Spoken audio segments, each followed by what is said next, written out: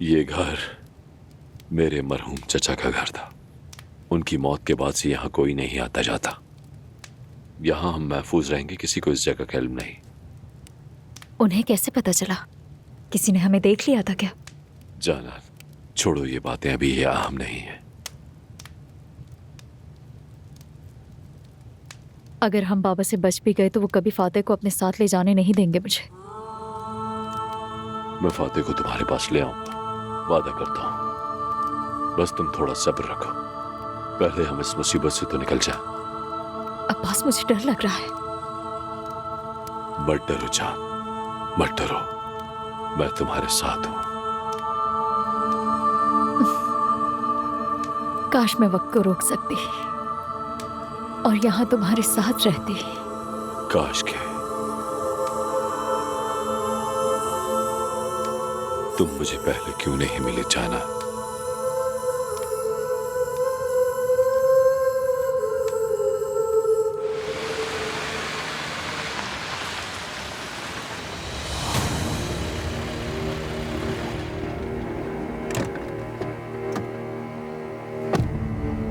ऐसा करो, तुम उधर जाओ और तुम पीछे की तरफ।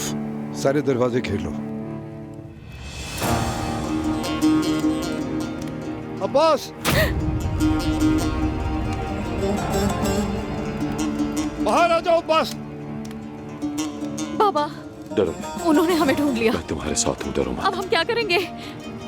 जल्दी से बाहर आ जाओ वरना मैं तुम दोनों को इसी घर में जला दूंगा।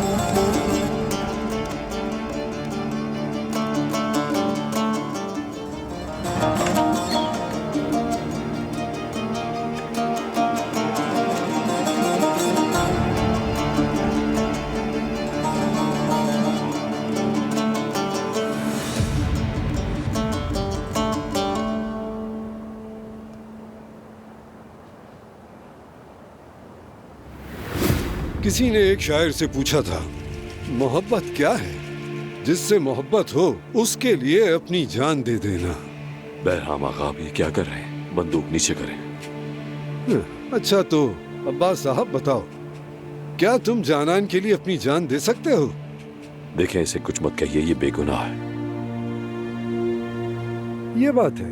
ये बताओ, क्या तुम दोनों एक साथ नहीं थे? बिल्कुल नहीं, ऐसा बिल्कुल भी नहीं। ये बेगुनाह है। मैं इसके पीछे गया, मुझे इससे मोहब्बत हो गई।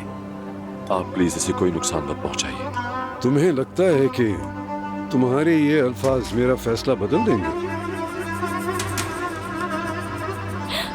पीछे हट जाओ।